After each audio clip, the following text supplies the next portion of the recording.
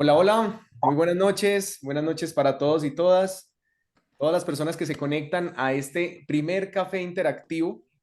Estamos acá hablando de un tema muy importante que surgió inclusive desde el grupo de Derecho Interactivo, en el cual se surgió toda una discusión con respecto a la nueva reforma pensional y allí pues vimos la necesidad de tener algo que fuese muy importante de cara a que comprendamos mucho más de estas temáticas, comprendamos más cuál es el alcance acerca de esta nueva reforma y demás, y de quién más de la mano de personas que están en este momento activas en el grupo de Derecho Interactivo y que pueden darnos a conocer a todos estas temáticas tan importantes. Bueno, para los que apenas ingresan a estas dinámica y a esta topología, a esta propuesta nueva, esto es café interactivo en el cual pues ustedes van a sentirse como en su casa. El día de hoy tenemos un moderador espectacular y dos ponentes maravillosos, los cuales pues van a abordar toda esta serie de temáticas tan importantes. Yo voy a estar desde tras bambalinas aprendiendo y tomando nota de estos expertos. Así que bueno, sin más preámbulos, quiero dar la palabra a Juan Camilo. Juan Camilo Velázquez, el doctor Juan Camilo es quien va a moderar y realmente es un abogado de excelentes condiciones. Así que vamos a estar muy pendientes. La idea es que puedan aprender muchísimo y tener ahí su cuaderno a la mano, su café y empezar a aprender de la mano de estos expertos. Así que, bueno, doctor Juan Camilo, esta sala es toda suya, así que bienvenido también a Jorge Moreno y bienvenido a Alejandro Uribe, los cuales son los abogados expertos que hoy vamos a hablar de esta temática tan importante. Claro que sí, doctor Cristian Salazar. Es un gusto para mí precisamente estar hoy, en este caso, moderando este espacio que consideramos que es tan importante y tan trascendental, no únicamente para un público que yo enfocaría básicamente como jurídico propio de los abogados, sino que digamos que la invitación se hizo extensiva a muchas otras personas que quizás tienen un conocimiento diferente al jurídico. De ahí la importancia precisamente, digamos, de este café académico que se va a realizar hoy. Para mí es un gusto estar acá en este espacio y es un gusto, por supuesto, presentarlos a los que serán nuestros dos copartícipes de este café. Recuerden que de lo que se trata más que de una exposición o sobre, digamos, un panel propiamente, de lo que se trata es más como de desarrollar a partir, si se quiere decir así, a partir de un conversatorio, desarrollar unas ideas fundamentales en torno a lo que se está debatiendo tanto en el país, que es precisamente la reforma pensional. Les recomiendo, por favor, a aquellas personas que se van conectando, pues que tratemos de silenciar el micrófono para evitar precisamente interferencias. Entonces, para mí es, digamos, eso es bastante grato presentar al doctor Alejandro Uribe Gallego y el doctor Jorge Luis Moreno Carreño, que me van a acompañar precisamente en este espacio. En un espacio donde vamos a discutir fundamentalmente sobre qué pasa o qué es lo que viene pasando en relación a la actual reforma pensional, que como ustedes saben muy bien, apenas se encuentra en trámite en el Congreso. Digamos que ya pasó los primeros debates, especialmente en el Senado de la República, y está pendiente precisamente de su trámite en la Cámara de Representantes. Pero como hay tantas discusiones, como si se quiere decir, hay tantos mitos y verdades, como el doctor Cristian Salazar así lo denominaba, de ahí es donde nos surge precisamente la idea de hacer un espacio como este y analizar analizar a profundidad. De lo que se pretende es analizar a profundidad qué es lo que se ha aprobado, qué es lo que, si se quiere decir así, beneficia o no, cuáles son los pros, los en contra, hagamos un paralelo, si se quiere decir así, que está establecido en la ley 100. Y para eso precisamente le doy la palabra al doctor Alejandro Uribe Gallego. Me gustaría comenzar con usted, doctor. Bueno, una pequeña presentación. Él es abogado especialista en seguridad social, director de una firma de abogados que se llama Uribe Rojas y asesor de entidades territoriales. Me gustaría que comenzáramos, doctor, con usted, doctor Alejandro Uribe, y que nos explicara un poco cuál es el contexto en el que se desarrolla o en el que se está debatiendo la reforma pensional. ¿Por qué desde el punto de vista jurídico o jurídico-político o sociopolítico, si le queremos denominar así, se ha venido planteando de que esta es una reforma inaplazable, que es una reforma necesaria, y cuáles son esos motivos o las razones que llevan precisamente, por lo menos desde el punto de vista de esos objetivos que se plantean, para haber puesto a consideración la reforma pensional y para, de alguna manera, obtener cierto consenso, como viene pasando precisamente en el Congreso de la República en torno a la reforma pensional. Hablemos un poco del contexto, por favor, doctor. Bueno, muchas gracias, doctor Juan Camilo. Un saludo muy especial al doctor Jorge Moreno, doctor Cristian, a todos los asistentes. Realmente este tema nos tiene a todos los pelos de punta, ¿sí? Pero para bien, para mal y por necesidad, como usted bien lo acaba de manifestar. Sí, el sistema pensional, pues, bueno, antes de empezar como a hablar un poco del asunto, me presento, mi nombre es Alejandro Uribe Gallego, yo soy abogado litigante, llevo litigando en este tema ya voy para unos 14 años. Fui funcionario del Instituto de Seguro Social, lo que hoy conocemos como Colpensiones, y por eso decidí especializarme en este tema tan interesante que son las pensiones.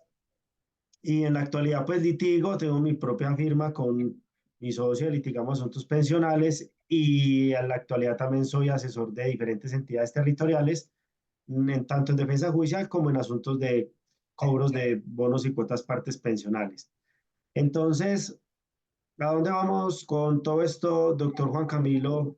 Haciendo pues una breve introducción, y es que vamos a cambiar de un sistema mixto a un sistema de pilares, ¿sí? Entonces, ¿cómo lo establecieron que un sistema mixto tenía? Nosotros en la actualidad la ley 100 es un sistema que es de el régimen de prima media con prestación definida, que es un régimen solidario, y el régimen de ahorro individual, que pues de mentira dice que es con solidaridad, pues la única solidaridad que tiene es de la garantía de pensión mínima. Eh, Frente a este cambio, vamos a un sistema de pilares mixtos, de pilar mixto, pilar de ahorro y pilar contributivo, ¿sí? Entonces, el sistema realmente sí va a tener un cambio muy grande. Sin embargo, ya pues tratando tópico por tópico, si, como si es su deseo, pues en la actualidad el tema político ha sido un caos absoluto porque tenemos banderas extremistas de ambos lados de que es un caos, de que es muy malo, y otros que dicen que es muy bueno, que va a beneficiar a mucha población, en especial a los jóvenes, lo cual en ambos lados, pues a mi consideración, por lo que preliminarmente se alcanza a visorar, no es ni tan bueno de un lado, ni tan malo como lo establece el otro. Sin embargo, sí tenemos una situación de que, de que en la actualidad, lo que frente al régimen que estamos en la actualidad, es menos beneficiosos para quienes se encuentren cobijados por el sistema público. ¿Sí? Eso sí es una realidad, esa no la podemos cambiar. Las personas que ya vienen afiliadas al sistema público, los que están afiliados hoy a Colpensiones o quienes en su mayoría de aportes están con la unidad de gestión pensional y contribución para fiscal, esas personas se van a ver seriamente afectadas, teniendo en cuenta pues que la reforma va a entrar al 1 de julio del año 2025, es decir, falta más de un año para que simplemente, si es que pasan los debates. Entonces, como bien dice el doctor Juan Camilo, todavía falta el tinte, ya tenemos los tintes políticos, falta ver ahora si el tinte social, si realmente es necesaria. Y a mí qué me preocupa, doctor Juan Camilo y doctor Jorge, para darle la palabra al doctor Jorge para que se presente y también nos dé su opinión, es muy importante tener en cuenta que la parte de los que más se están oponiendo a esta reforma son los economistas. Y créame, doctor Juan Camilo, doctor Cristian y demás asistentes, que en todo este tiempo que llevo yo litigando sobre pensiones, esto tiene mucho de jurídico como de económico. Y tanto para nosotros los abogados. Muchos abogados presentan una demanda de reliquidación pensional o reconocimiento pensional y ya la traen liquidada. Y cuando uno contesta una demanda de esas, pues tiene que atacar la liquidación, sí, por así decirlo. Entonces, siempre tenemos un tinte financiero y económico en todo esto. El RAIS lo que hace es invertir tus ahorros, reinvertirlos, sí, generar rentabilidad, y con toda la rentabilidad que te crea el RAIS, más lo que tú hayas ahorrado, pues te ofrece las diferentes modalidades de pensión, así como previamente te está ofreciendo modalidades de ahorro, ¿sí? Entonces a mí mucha gente me pregunta de mi edad, yo tengo 38 años y mucha gente me dice, venga, ¿qué hago? ¿Me quedo en el RAIS o me voy para Colpensiones? Y lo mismo los de Colpensiones, oiga, ¿será que me voy para el RAIS? Entonces yo les puedo decir una cosa, si estamos hablando de gente de 60 años, gente de 70 años, o gente de 50 y pico de años, que ya venían en un régimen de prima media o en un régimen anterior administrado por el Estado todo público, y luego le vamos a cortar esos ahorros y los vamos a mandar al RAIS con un bono pensional, pues les va a ir súper mal. Pero si yo tengo una persona que desde que empezó a cotizar a sus 21, 20 años, empezó a cotizar en el RAIS y ha ido escalando a buenos cargos y ha ido cotizando bien, aún no sabemos qué va a pasar, porque aquí se está jubilando es la gente que venía cotizando antes de ley 100, porque ¿cuál es el conflicto que tenemos en primer lugar con la reforma? Es que la ley 100, para hacer una ley de pensión, sigue estando joven. ¿Sí? Tenemos una ley que apenas tiene 30 años, cuando para cotizar nos están pidiendo hoy Colpensiones 26 años de aportes y 62 años de edad a los hombres y 57 a las mujeres. Entonces, esa parte, doctor Juan Camilo, es muy importante para que tengamos en cuenta es hasta dónde realmente es importante. ¿Por qué? Pues porque también tenemos presente que Colpensiones realmente sí está subsidiando las mesadas del Estado, porque acuérdense que Colpensiones estuvo, o el sistema de seguridad social en Colombia estuvo diseñado como el sistema piramidal que nos dieron a todos en la universidad, ¿cierto? Entonces, pero la pirámide inversa, a mucho cotizante, ¿sí? ¿Cómo es la pirámide inversa? Aquí me enredé. A mucho cotizante, poquito pensionado, ¿sí? Pero resulta que es que la pirámide en Colombia ya está barrigona. Ya tenemos igual número de cotizantes a igual número de pensionados. Entonces, el sistema que pasó se desfinanció. ¿Y por qué empiezo yo hablando como de todo esto y me dicen, venga, pues que este no está hablando de la reforma? Es muy importante que conozcamos el sistema, muy importante que conozcamos el sistema que tenemos para saber a qué nos estamos enfrentando.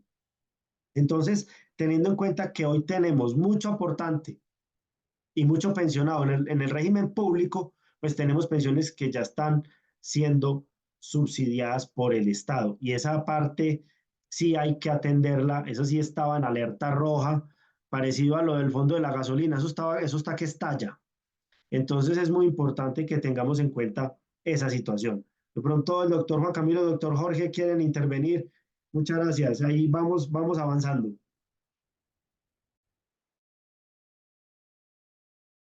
Puedo hablar. Ah, ya. Muchas gracias, doctor.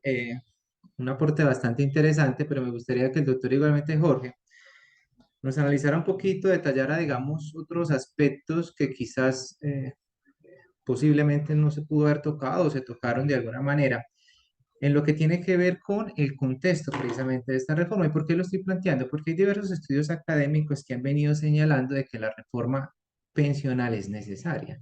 Lo que pasa tal cual como lo plantea el doctor Alejandro, lo que se discute un poco es si es necesario, una vez finalizada esta reforma pensional, en caso de que finalice, presentar posiblemente, como lo planteó incluso la ministra del Trabajo, una reforma posiblemente pensional dentro de 15 años, teniendo en cuenta que hay algunas posturas, incluso si ustedes se ponen a mirar, la Procuradora General de la República también planteó una postura similar, donde están apuntando que uno de los aspectos medulares o estructurales necesarios en materia pensional es aumentar incluso lo que tiene que ver con la edad para pensionarse. Entonces, esos estudios han señalado específicamente que esta reforma o cualquier reforma pretende fundamentalmente aumentar la cobertura, y hay unos datos y dentro del debate que se presentó en el Senado de la República apuntan básicamente de que la cobertura más o menos llegaría incluso hasta el 87% de las personas en edad de pensionarse.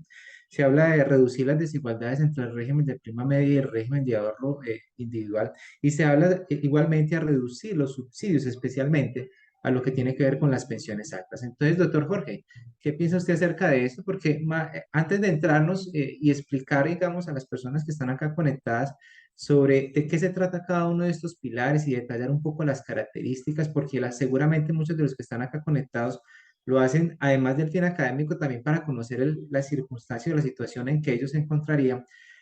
Profundicemos o toquemos esos otros aspectos en relación precisamente a esos contextos, a la motivación que lleva a debatir hoy en día sobre la reforma pensional en Colombia. Bueno, doctor, muchísimas gracias. De verdad que sí. Bueno, pues para las personas que no me conocen, pues mi nombre es Jorge Luis Moreno. Yo, pues al igual que el doctor Alejandro, soy abogado. A diferencia de él, tal vez un poco más joven, tengo 23 años. Me egresé el año pasado. Actualmente, pues principalmente litigo en materia de derecho disciplinario, derecho laboral, pero pues digamos que soy un entusiasta del derecho constitucional y me encanta lo que tiene que ver con el proceso legislativo. Entonces, pues me vi tal vez, digamos, un poco emocionado a participar en este tipo de espacios. Doctor Juan Camilo, respecto a lo que nos comentas, el contexto actual y cuál puede llegar a ser como esa razón por la cual se está adelantando el proceso de la reforma pensional, ¿no? Hay algunos secretos a voces que nosotros vemos que existen el día a día dentro de lo que es el mundo de las pensiones, ¿sí? Por ejemplo, hay una constante bastante grande que es justamente el doctor Alejandro decía, no, hombre, es que a ustedes se le acercan y le preguntan, yo estoy en tal fondo, ¿a cuál me paso? Yo escucho siempre que los abogados cuando les preguntan ese tipo de situaciones, la pregunta clave que hacen es, bueno, ¿usted aspira o no a pensionarse? Porque si usted aspira a pensionarse, pues entonces váyase para Colpensiones. Pero si usted simplemente que está esperando básicamente que esa plata sea una especie de ahorro que usted vaya a recibir y posteriormente se vuelvan a devolver con una especie de utilidad, pues en el caso que es en un fondo privado, ¿no? Esa es una situación que varía un poco dependiendo de en cuál régimen nos encontremos, ¿no? Si seguimos con la ley 100 o finalmente se aprueba este proyecto. Toda vez que el sistema mixto en el cual nos encontramos ahora, pues tiende a desaparecer. No van a acabar los fondos privados, ese es el primer mito, ¿no? Que se escucha mucho en las redes sociales. No van a acabar los fondos privados, pero su labor, digamos, protagónica dentro del sistema de seguridad social en materia pensional sí va a verse un poco rezagada. ¿Por qué? Porque las personas no pueden elegir estar ahora únicamente en un fondo privado, sino que van a tener que, digamos, como que adaptarse a ese sistema de pilares, ¿no? Entonces, eso me lleva básicamente a la primera problemática que vamos a ver, y es el hecho de que existía esa cultura de esperar el ahorro del fondo privado para yo después hacer algo con esa plata. Y pues aquí como dando un pequeño spoiler, es algo que ya no se va a poder seguir haciendo, ¿no? Y pues también está el hecho de que las personas que contaban, digamos, en Colpensiones con un índice base de cotización bastante alto, pues podrían llegar a aspirar a día de hoy a una pensión un poco más alta de lo que le espera más adelante, ¿no? Entonces, algo a tomar en cuenta también es el hecho de que el dinero como tal que se va a recibir, digamos, por parte de los fondos, del fondo de pensiones, de Colpensiones, en este caso, aquellas personas que no alcancen el umbral de las 1.000 semanas, pues digamos como que va a acabar con esa cultura que teníamos ya los colombianos.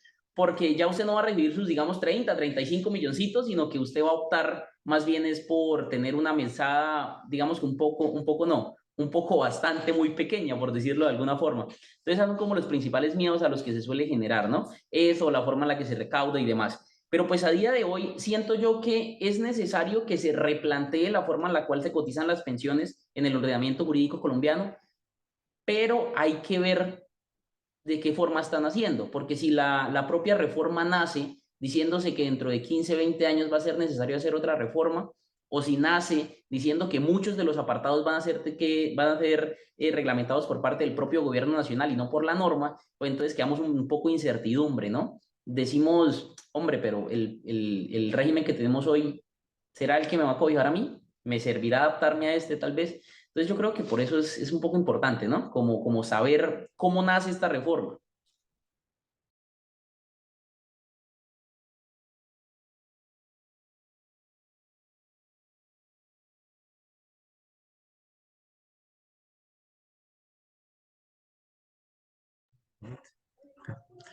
Claro que sí, doctor. Para todas las personas que están conectadas, pues está precisamente el chat por si quieren hacernos comentarios, pues por si quieren, digamos, hay preguntas o aspectos que les gustaría trabajar, pues precisamente los vamos a leer. Doctor Alejandro, entremos en materia. ¿Sí? Una vez analizado precisamente lo que tiene que ver con ese contexto, que tal cual como lo planteaba, digamos, es un contexto bastante debatible desde el punto de vista económico, desde el punto de vista político y por supuesto desde el punto de vista jurídico, que es precisamente en gran parte lo que nos llama a nosotros hoy acá.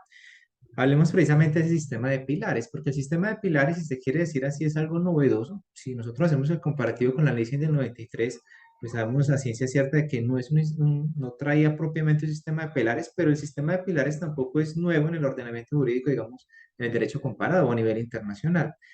Una de las razones, si se quiere decir así, de política que viene ligada a esta reforma pensional es precisamente este primer pilar que es el pilar solidario. ¿Por qué no hablamos un poquito, a grosso modo, de qué se trata ese pilar solidario? Porque en el fondo, y cuando el gobierno nacional en su momento le planteaba al presidente del Senado de la República, tantas personas se van a, o no les interesa que les llegue, digamos, el bono pensional o la renta pensional o como lo que nosotros, o la renta básica solidaria, abogaba precisamente a ese primer pilar. ¿Qué características tiene ese pilar solidario para que empecemos a analizar cada uno de ellos? Seguramente muchos de los que están acá pues se van a interesar un poco con el pilar semicontributivo, con el contributivo, pero empecemos con el solidario. Doctor Alejandro, ¿de qué se trata fundamentalmente este primer pilar que trae esta reforma pensional? Gracias, doctor Juan Camilo. Pues como bien le manifestaba, tenemos que partir de la base de cómo se plantea un sistema pensional o cómo se plantean los sistemas de seguridad social. Como bien lo dice usted en el derecho comparado, nosotros empezamos adoptando sistemas muy similares al alemán. Hoy en día el sistema de pilares es un sistema que se viene utilizando en Francia. Ha tenido mucho inconveniente en ese país, sin embargo, pues eso ya es cuestión económica de cada nación, ¿sí? Pero ¿dónde vamos acá con los pilares frente a lo que realmente tenemos ahora? Y es que las pensiones no están diseñadas originalmente para sopesar cargas que no tengan un financiamiento. Es decir, ¿cómo se financia mi pensión? En teoría, la de los que están cotizando en Colpensiones. Yo hago mi aporte, más en mi aporte se pagan pensiones de otros, ¿sí? Y así sucesivamente. Cuando ya me toque mi turno, quienes aporten sopesarán esa carga pensional. Y obviamente, pues en Colombia no alcanzó, pero ¿por qué no alcanzó en Colombia? Pues porque tenemos regímenes especiales desde 1945 que le metieron una carga al Estado muy violenta y por eso tuvo que salir el acto legislativo 01 de 2005 a acabar con el cuento. Entonces, ¿por qué me voy devolviendo para llegar al pilar? Porque es que el pilar lo que trae ya es una connotación social muy interesante. Sin embargo, creería yo que ese pilar es el que más carga le va a meter al sistema. ¿Por qué? Pues porque es un pilar que va a carecer de la propia financiación. Entonces, ¿de dónde va a salir la financiación? Esa es la parte interesante. ¿De dónde va a salir la financiación? ¿Qué es lo que están alegando los extremos opositores a la reforma? Y es que la financiación va a salir de la plata que regrese de los fondos de pensiones o que se retribuya de los ahorradores de los fondos de pensiones. ¿Sí? Si tenemos un ahorrador de fondo de pensiones, cuando digo fondos de pensiones me refiero a los afiliados al RAIS, al régimen de ahorro individual con solidaridad. Entonces tenemos los ahorradores que cotizan por encima de 2.3 salarios, ¿sí? A ellos les van a coger lo que es el aporte de ellos de esos 2.3 salarios y venga ese ahorrito para Colpensiones para retanquear, para poder, cuando digo yo retanquear es pues para que Colpensiones vuelva y se refinancie, porque en este momento está completamente desfinanciado, ¿sí? Absolutamente. Entonces, ¿qué necesitan ellos? Acabar ese hueco fiscal de Colpensiones. El problema es, doctor, ¿qué está recibiendo el sistema?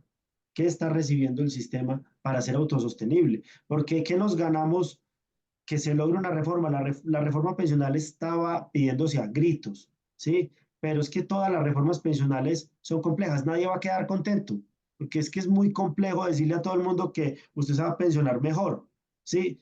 Que esta reforma es mejor para usted. Realmente todas las reformas vienen con más restricciones, ¿sí? En Europa ya la edad de las mujeres y los hombres van a la misma edad y cotizan por más semanas, cuando no es que casi todo el mundo busca ya es un sistema privado donde mi pensión dependa solo de mí, no dependa de los demás. Entonces, ¿a dónde vamos con todo esto? Tenemos aportes hoy en día que son los mismos, en la misma densidad que dijo la ley CIENET. Llevamos 30 años con el mismo aporte, 30 años, y eso no se ha tocado. Entonces el sistema se va colgando. Entonces, ¿qué vamos aquí con el pilar? El pilar va a generarle una carga al sistema muy grande. Es lo que se anticipa cuando uno lee los economistas. Y yo creo que esa parte es muy importante, no solo ver lo jurídico, sino verlo desde el plano financiero, que es el que más le aterra a uno.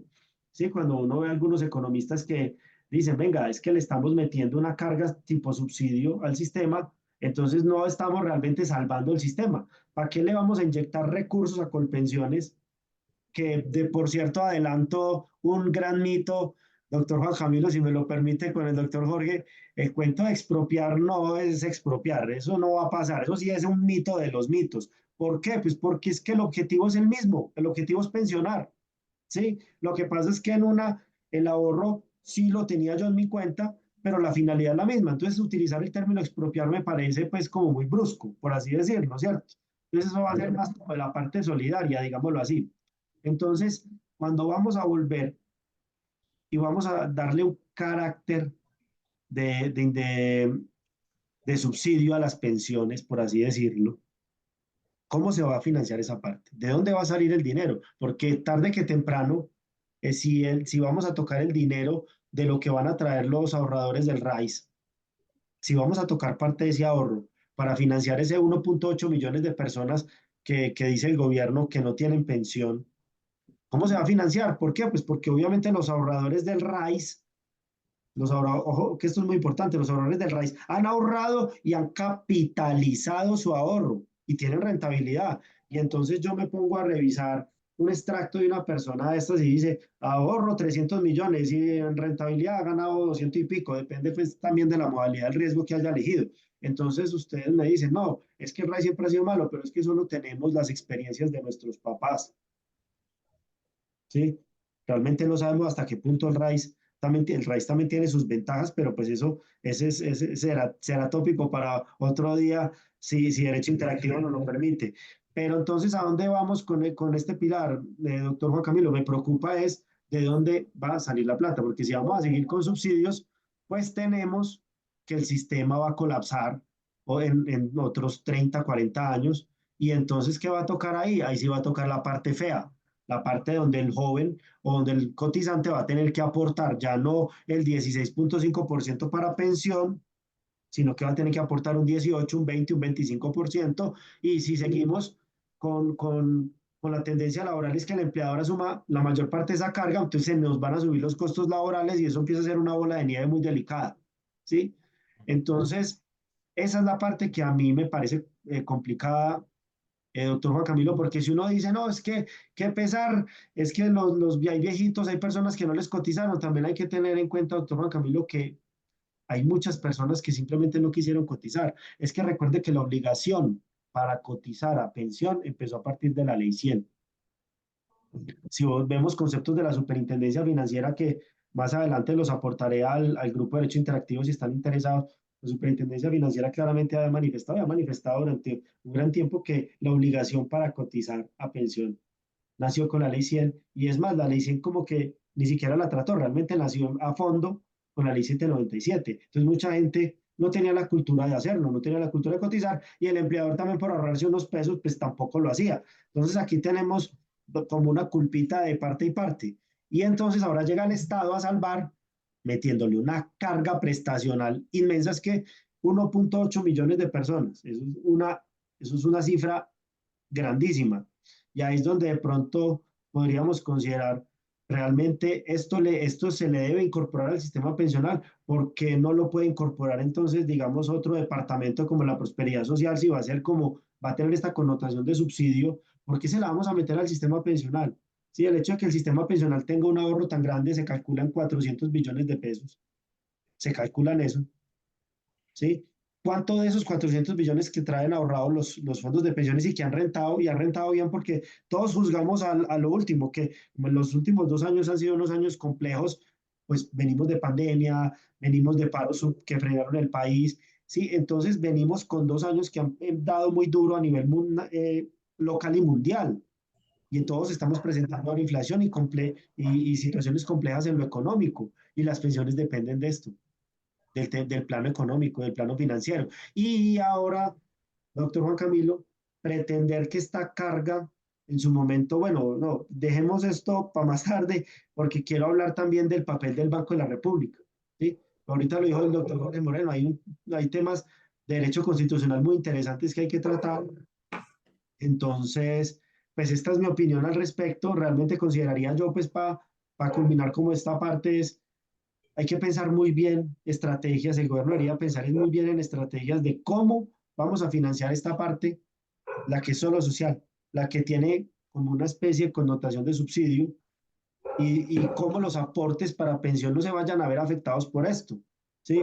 ¿Qué estrategias? Y la verdad es que esas estrategias no se ven y eso es lo que tiene muy preocupados los economistas y a mí en parte también me preocupa. Yo no estoy diciendo que yo sea un economista, pero cuando yo hago proyecciones pensionales a mis clientes, yo las he hecho tanto en el RAIS como en el régimen de prima media y todo tiene un impulso financiero porque hay que proyectarse a futuro, ¿sí? Esa es la Claro, parte difícil.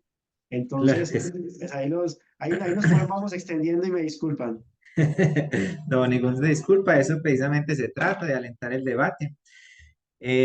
Doctor Jorge, pues aquí ya se tocó algunos de los aspectos bastante interesantes y que entiendo yo, doctor Alejandro, que apunta mucho a cuál es la fuente de financiación precisamente de ese primer pilar solidario.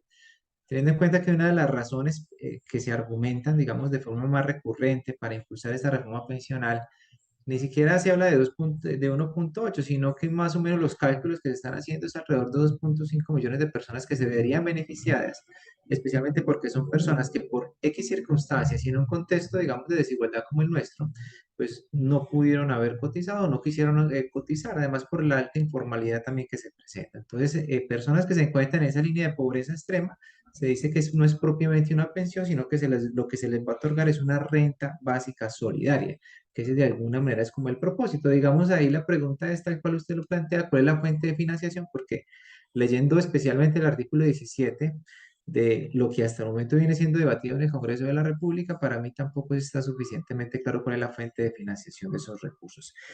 Pero empecemos, doctor Jorge, frente a ese otro pilar. Quizás es un pilar que interesa, puede interesar un poco más a las personas que están acá conectadas, que es el pilar semicontributivo. Y especialmente hablemos un poco como de las características, porque uno de los temas, si se quiere decir así, más que le genera preocupación a la gente sobre esta temática en específica, un poco redundante, es que parece ser que esta reforma pensional a veces es muy técnica. Entonces, la idea precisamente de este espacio de derecho interactivo es cómo nosotros hacemos de una forma tal donde le expliquemos de forma muy coquita a la gente de qué se trata, por ejemplo, cada uno de estos pilares. Por ejemplo, en este pilar semicontributivo se habla de una serie de requisitos o de características propias de este pilar, doctor Jorge. ¿Qué nos puede enseñar usted frente a esto? Bueno, pues importante tener en cuenta que pues a mi criterio, personalmente considero que la mayoría de los colombianos de a pie se interesan justamente en esta situación. Como yo lo decía, pues existe una cultura de ver la pensión más que como una renta que voy a recibir de mayor, lo ven más bien como un ahorro, el cual voy a aprovechar una vez cumpla cierta edad, ¿no? Y entonces ahí es donde empezamos a hablar como tal de este pilar semicontributivo y es el hecho de que todas aquellas personas que tuvieron la oportunidad de tomar tal vez ese hábito o ese privilegio, como se puede decir también en algunas oportunidades, de aportar a pensión, pues siempre y cuando estén entre las 300 y menos de las 1000 semanas, pues entonces van a estar dentro de este pilar semicontributivo. ¿De dónde sale la plata de este pilar? Pues se dice que sale tanto de dineros del Estado como de los propios ahorros que tiene la propia persona, ¿sí? Lo que sucede con este tipo de pilar o con este pilar en particular es que nos pone a pensar qué tan bueno será el hecho de que una persona, en lugar de, digamos, tal vez recibir una suma fuerte de dinero de una vez, con la que pueda llegar tal vez, no sé, a completar para su vivienda, a montar su propio negocio o a generar algún tipo de emprendimiento que le pueda generar esa rentabilidad más adelante.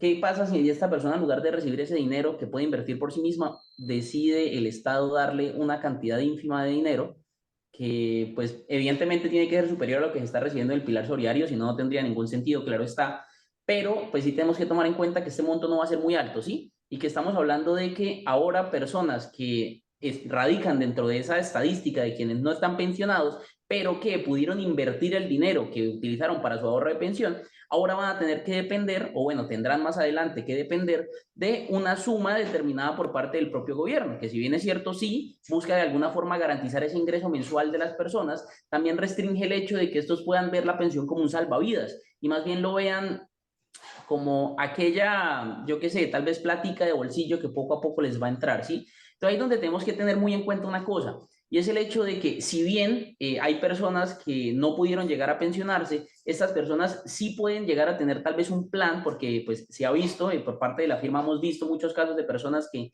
reinvierten este dinero. Entonces, ahí es como cambia tal vez esa idiosincrasia de la persona colombiana y cambia tal vez esa postura mayoritaria que se tiene por parte de muchas personas, ¿no?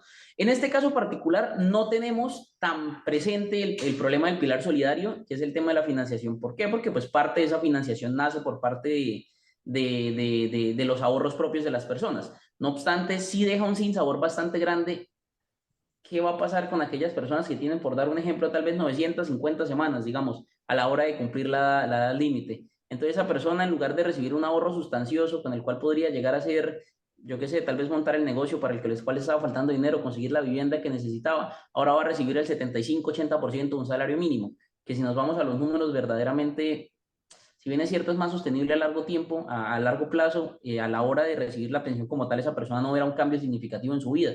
Entonces, ese es como el punto en el cual tenemos que entrar, ¿no? Eso es lo que tenemos que llegar a tocar en ese apartado. Perfecto. Doctor Alejandro, por allá lo voy alzando la mano.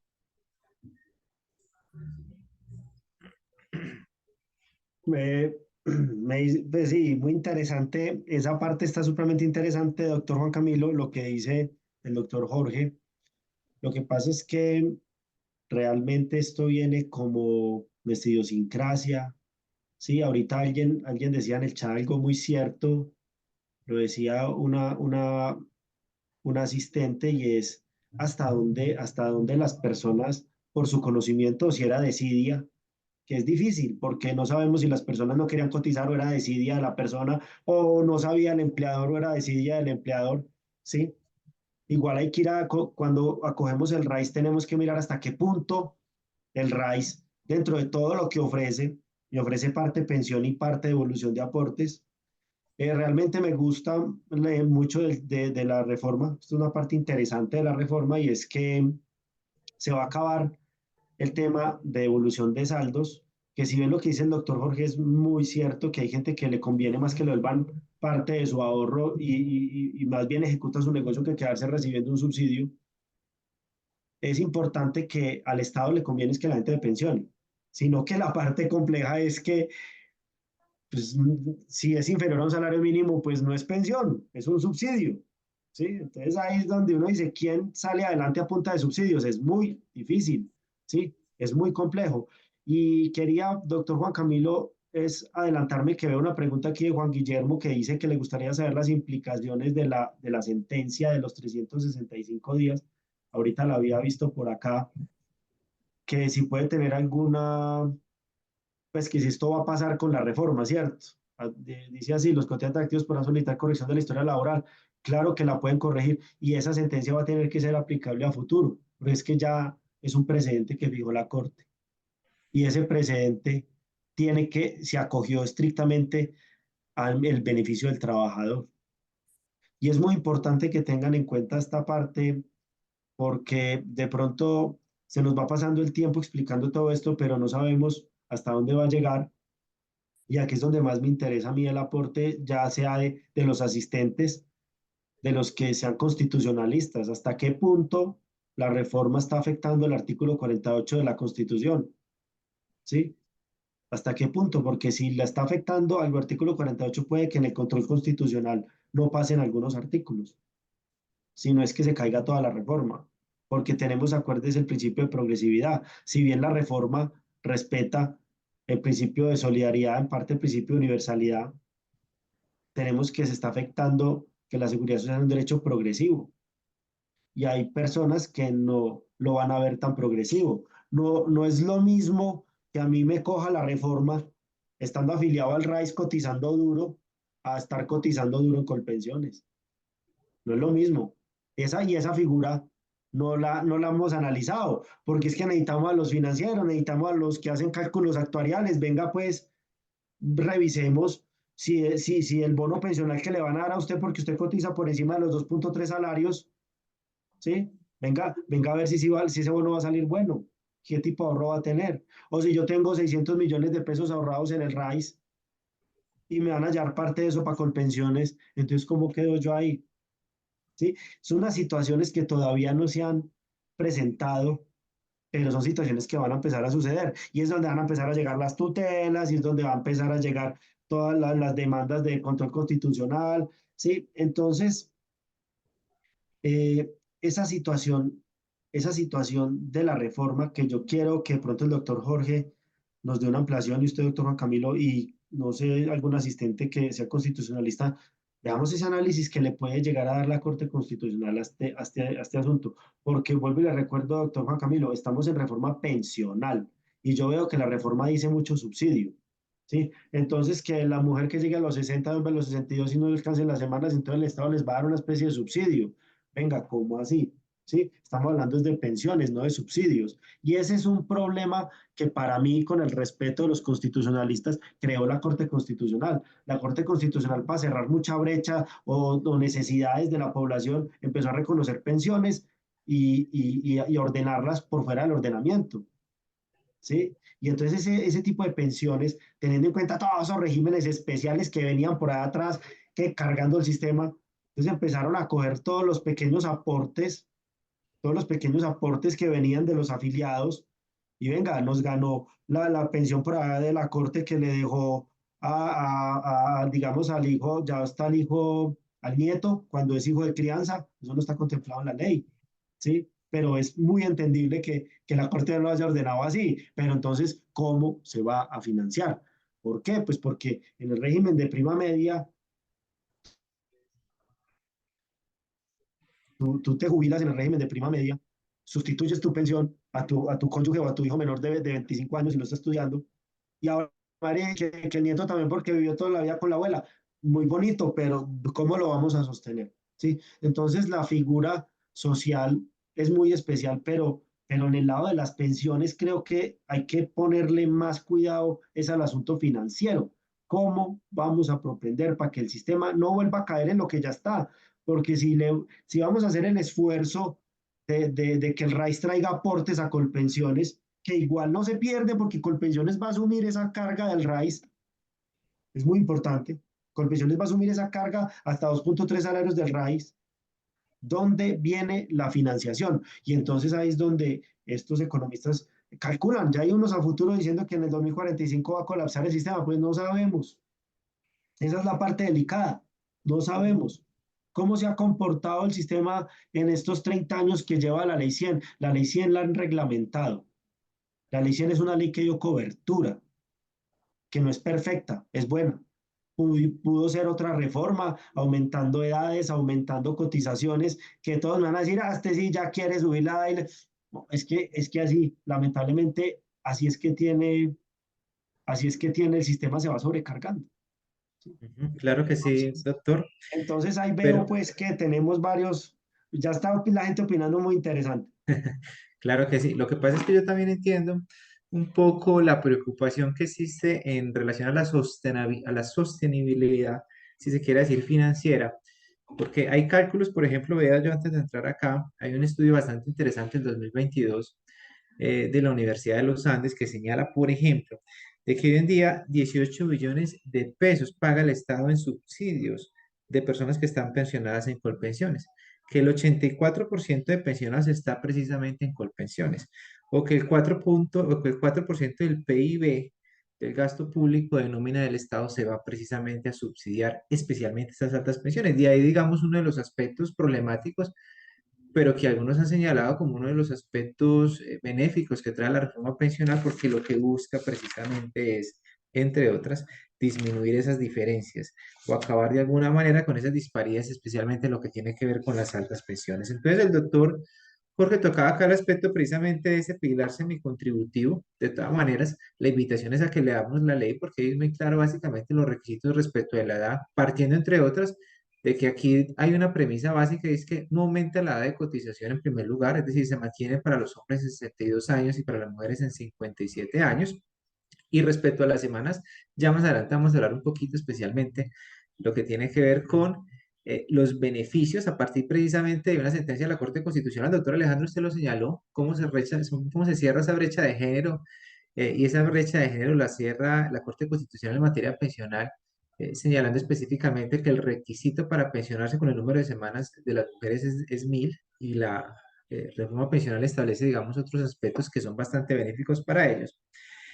Pero me gustaría, doctor Jorge, que entremos, si se quiere decir, a un aspecto que nos interesa mucho a todos. ¿Por qué? Porque de alguna manera nos están diciendo, está bien, línea extrema de pobreza, pilar solidario, está bien, digamos, este pilar contributivo o este pilar, el pilar contributivo básicamente, pero está un poco como en el aire lo que tiene que ver con los aportes y las cotizaciones que hace especialmente el sector de clase media.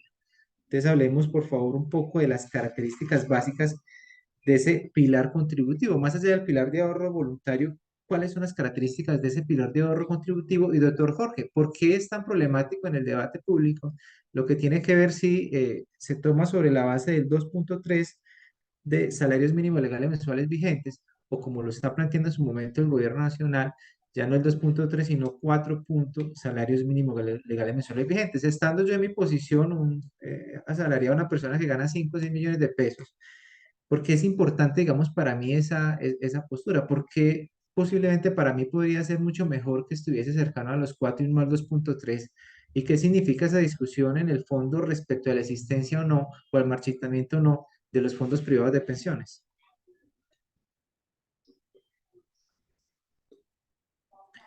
Listo, qué pena, no me dejaba encender el micrófono. Bueno, primeramente me gustaría tal vez retomar un poco ese apartado que traíamos de la discusión que había con el tema de constitucionalidad de la norma, ¿no? Lo que dice el doctor Uribe es bastante cierto, ¿sí? Se hace presentado por parte de la Corte Constitucional tal vez esa ponderación o esa antinomia, las personas más radicales llegan a decirlo, entre aquellos derechos tal vez de la igualdad, entendiendo que la igualdad se tiene que entender entre iguales, por ende se tiene que adaptar como tal el servicio que presta el Estado a las personas, con ese apartado progresivo que tiene que darse como tal al acceso a la seguridad social, ¿no? Porque es que por un lado tenemos el hecho de que se está disminuyendo en 6 años prácticamente el tiempo de cotización de las mujeres en razón pues básicamente de lo que deben ser los parámetros constitucionales, el hecho de que se aplique un enfoque diferencial y demás, pero eso contrariaría también con el hecho de que tiene que ser tal vez digamos como que bastante gradual ese aspecto, ¿no? Ahora sí, cuando empezamos a hablar como tal de lo que viene a ser el tema de por qué podría llegar a beneficiarle a una persona el hecho de que sea 4 y no sea 2.3, pues entonces ahí entramos como en un terreno álgido, ¿no? Porque por un lado se habla de aquellas personas que no confían como tal en el manejo que le da el Estado a los dineros propios de las pensiones, por eso es tan popular aquella vociferación de la expropiación que decía el doctor Alejandro Uribe, pero también tenemos aquel hecho y es que aquellas personas que estén, pues a día de hoy todavía se habla del 2.3, posteriormente no sé si llega a hablarse del 4, de 4 millones, de 4 salarios mínimos, perdón, pues entonces estas personas tendrán tal vez un piso un poco más seguro, ¿no? En el entendido de que si nos ponemos a leer la norma, es bastante más clara la forma en la cual puede llegar a accederse o se va a calcular como tal el monto para aquellas personas que están dentro de lo que viene a ser como tal el primer punto, que es de 2.3, posterior se habla también de que puede llegar a ser a 4, políticamente se dice que no va a ser muy aceptada esa postura, ¿sí? Supuestamente los del partido de la U se bajaron del bus. Pero entonces, para aquellas personas que van a estar cotizando entre lo que viene a ser este fondo público, por decirlo de alguna forma, pues tienen un poco más de seguridad respecto a eso, ¿no? ¿Por qué? Porque cuando hablamos ya como tal de lo que es el ahorro individual, de la parte del dinero que llega al ahorro individual, pues entonces existe un piso bastante feble, digamos, porque todavía no es clara la forma en la cual se va a tomar en cuenta ese cálculo, ¿sí? Y además de eso, no sabemos muy bien cuáles sean las modificaciones que puedan llegar a hacerle más adelante, ¿no? Entonces, pues es muy importante llegar a tener eso en cuenta. Me gustaría también tomar del chat, se hablaba de una pregunta que era, le van a entregar a los adultos, no son pensiones, son bonos. Aquí está. En la reforma desaparece la indemnización sustitutiva y la devolución de los aportes a los fondos privados. No, no, no. Eso no va a desaparecer para aquellas personas que tengan de 299 semanas para abajo, ¿no? Eso es importante llegar a señalarlo, porque pues tal vez dentro del discurso mío se debe entender eso, ¿no? Pero no, no, no. Lo que pasa es que se reduce sustancialmente el número de personas que pueden llegar a aspirar a eso. Y por otro lado, nos hablaba el asistente Gerardo, que pues también es importante saber que esos 200 y algo que se propone ahora que se le a las personas, pues no va a ser una pensión, ¿no? Va a ser como tal una especie de, pues La hablemos renta bien, vitalicia. subsidio, eso va a ser un subsidio, una renta vitalicia, pero eso en últimas terminará siendo un subsidio verdaderamente. Entonces, pues sí, básicamente son las cosas importantes a tener en cuenta. Sí, el hecho de que a día de hoy se tiene plena, bueno, digamos, una certeza un poco más alta respecto a cómo voy a recibir yo mi plata, pero ya si hablamos de aquellas personas que exceden como tal ese techo, pues entonces hay un poquito más de incertidumbre, ¿no? Entonces podemos llegar en relación a sus mitos y verdades a una serie de consensos. Por ejemplo, ¿el monto de la cotización se mantiene tal cual está hoy en día o hay una variación con esta reforma pensional? Doctor Alejandro, puede ser. O doctor Jorge, cualquiera. Doctor Juan Camilo, sí, hasta ahora el aporte va a persistir. El problema realmente va a ser es cómo se va a financiar. Y porque usted me va a escuchar a mí cómo se va a financiar, es que las pensiones hoy en día, alguien está haciendo acá, Adriano, acaba de hacer una pregunta que yo le puedo jurar a Adriana que yo llevo pensando en eso desde que estoy escuchando la palabra reforma pensional. ¿Y de qué afectación tiene esta reforma sobre las personas que quieren pedir un bono pensional? Y yo Adriana, más o menos la entiendo en el sentido de que yo me imagino que Adriana está hablando del bono pensional tipo A, que es el de los fondos de pensiones, pero es que hoy en día las pensiones se financian con bono pensional tipo A, tipo B. Hay gente que todavía accede al bono tipo T para unas pensiones de mejor derecho, con 55 años, hombres y mujeres, y tenemos cuotas partes pensionales y tenemos a los pueblos, a las entidades territoriales que todas están pagando pensiones. Entonces, ¿cómo vamos a afectar a estas entidades? No, que la reforma empieza en 2025, lo más seguro es que hay gente, la mayoría de la gente que entra a la reforma no trabajó antes de la ley 100, pero si trabajó antes de la ley 100, tenemos un sistema de financiación diferente y yo veo que esta situación tampoco se ha tratado cuidadosamente, porque muchas veces, y esto lo digo por la experiencia asesorando entidades territoriales, un ejemplo fácil y que puede llegar a pasar en un futuro, doctor Juan Camilo, es a veces me cobran en un municipio, el que sea, vea, usted me debe 50 millones de cuota aparte. Cuando uno vaya a analizar y venga, ¿viste por qué está cobrando cuotas si es un bono? Y son situaciones que se presentan el día a día. Lo mismo va a suceder ahorita con la reforma. La reforma tiene no más 93 artículos hasta ahora. Tiene 93 artículos. Y usted abre la ley 100, vaya usted a la calle y compre el estatuto de las pensiones. Y es gigante. Es casi igual de grande que el de los docentes. Es gigante. Entonces uno dice, Dios mío, con 93 artículos, ¿cómo vamos a cambiar todo eso? Casi todo, porque hay que conservar algunas cosas de financiación. Entonces, si nos planteamos solo en financiación con aportes, tarde que temprano, doctor Juan Camilo, vamos a tener que subir el aporte. Tarde que temprano. ¿Por qué? Porque la reforma trae mucha carga en subsidio. Por eso yo digo que de pronto sí pensemos en estos viejitos que de pronto no se les cotizó o no cotizaron, ¿sí? Y que se vuelven una carga para el sistema, pero quitémosle esa carga del subsidio a las pensiones. Miremos qué otro mecanismo puede establecer el gobierno para ello, porque tarde que temprano. Y yo creería que, mire, ya están anticipando una reforma en 15 años, ya esta reforma. O sea, a un bebé ya lo quieren cambiar. ¿Y qué va a pasar en la próxima reforma? Aumentar edad y aumentar cotización. Eso, tarde que temprano, el país va a tener que afrontar esa situación.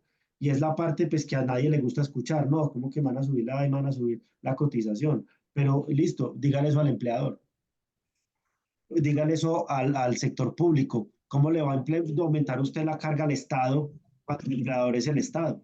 ¿Sí? Entonces, de que sube el aporte, pues se va a subir. De que hoy no se ha alterado mucho, no se ha alterado. Además que tenga en cuenta, doctor Juan Camilo, que los fondos del RAIS, a quienes aporten más de 2.3 salarios, va a seguir rentando. ¿Sí? El problema es que la mayoría de cotizantes está por debajo de 2.3 salarios. Y el presidente lo quiere subir a 4. Donde lo suba a 4, pues dejemos como estábamos, porque pues imagínese usted, va a seguir con pensiones con una carga altísima. Lo que pasa es que ya se va a traer es casi a todo el mundo del RAIS. Y esto también viene y tiene una génesis muy delicada, y es que cuando, por ejemplo, entró a regir la ley 100, cuando entró a regir la ley 100, no se le puso limitante al RAIS. Entonces, todas las personas llegaron que estaban afiliados al Seguro Social, al Instituto de Seguro Social, y el RAIS dijo, venga, que venga que conmigo es mejor, y se llevó a más de la mitad de cotizantes del país y desfinanció con pensiones y le empezó a salir esa barrigota a la pirámide, ¿sí? Pero de pronto la situación estaría crítica, pero no tan crítica si el Seguro Social no hubiese tenido tanta fuga de afiliados. Y puede que Claro que aquí sí. vengamos a lo mismo, ¿sí? Puede que aquí vengamos a lo mismo, a que nos vamos a traer un poco de gente del RAIS. ¿Y qué va a pasar con el RAIS? Mire, yo les digo que los fondos de pensiones, ellos como sector privado tienen que ser técnicos, tienen que funcionar. Si no funcionan, pues desaparecen. Y tan funcionan, doctor Juan Camilo, doctor Jorge, todos los asistentes, que los mismos fondos de pensiones hoy administran el FOMPET. No sé si alguien quiere que medio le explique qué es el FOMPET, pero eso es como la bendición más grande que tienen las entidades territoriales hoy en día. Y eso tiene todos los recursos que uno no se imagina. O sea, Claro que sí. y lo administran estos fondos. Entonces aquí es donde vamos con, no solo es el aporte, sino cómo más vamos a financiar. Anteriormente teníamos cuotas y bonos, aportes, cuotas, bonos pensionales. ¿Qué podemos tener a futuro? ¿Qué nos va a traer la reforma? Y yo creo que ese sería como uno de los buenos artículos que podrían adicionarse. Perfecto, muy interesante precisamente esas posturas. Pues ya hablamos de mitos y verdades, se han tocado, digamos, muchos mitos, muchas verdades, hablamos precisamente de que se mantiene el monto de las cotizaciones, pero sí veo yo que la reforma trae especialmente respecto a las cotizaciones, incluso que son superiores, por ejemplo, a 4 o 7 salarios mínimos, unos porcentajes, unos incrementos adicionales que la norma así como tal lo trae. Hay un aspecto que no sé si es novedoso, pues no soy el experto en ley 100 del 93, pero se trae una figura que es cotización por días y semanas. Esa figura de cotización por días a semanas, esa figura del hijo discapacitado, de las mujeres que tienen 3 hijos, de la pensión de vejez, hablemos un poquito acerca de eso, teniendo en cuenta incluso que en el chat nos preguntan específicamente sobre la pensión también de sobrevivencia. ¿Qué pasa frente a todas esas figuras? Vuelvo y reitero, pensión de sobrevivencia, pensión de vejez si se mantiene, esa cotización por días y semanas, y especialmente contémosle un poco lo que tiene que ver con una posición que incluso la misma ministra señaló que es bastante problemático para la sostenibilidad del sistema, cuando se habla de que por cada hijo una mujer disminuirá 50 semanas sobre la base de la cotización que ellos tendrán que hacer. Hablemosles, por favor, cualquiera de los dos que quiera intervenir en este caso. Doctor Jorge. Listo, ya puedo hablar. Mira, pues tomar en cuenta que esas figuras, digamos, que pues muchas personas desconocen, por ejemplo, como la pensión que se puede obtener en familia por parte de las parejas, la pensión familiar la llaman, ya existían desde antes, ¿sí? Esos aportes fraccionados pues ya se estaban dando también desde antes. Lo que sí es tal vez un poco novedoso es el tema de las 50 semanas para las mujeres que pues ya ostenten la calidad de madre, ¿sí? Tener en cuenta que el hecho de que se dé 50 semanas a las mujeres por cada hijo, máximo 3, no significa que su umbral de cotización deje de ser 1.000 para el 2035, porque es gradual, también hay que tener en cuenta que es gradual esta disminución de semanas, sino que por el contrario sería tal vez como esta última opción a la cual pueden llegar a acceder las mujeres, ¿sí? Eso se deja muy claro dentro de la reforma, y es el hecho de que no se busca que ahora las mujeres en el papel tengan 1.000 semanas, pero realmente tengan 850 semanas por cotizar, sino más bien lo que se busca es básicamente hacerle ver a la mujer, bueno, vayamos a agotar todas las equivalencias que existen dentro de la normativa, y llegado el caso en el que no sea posible agotar de que agotando esas equivalencias, aún así usted no pueda llegar a pensionarse, pues entonces vamos a ayudarla con 50 semanas por cada hijo que usted tenga, y de esa forma vamos a lograr que usted pueda acceder a ese,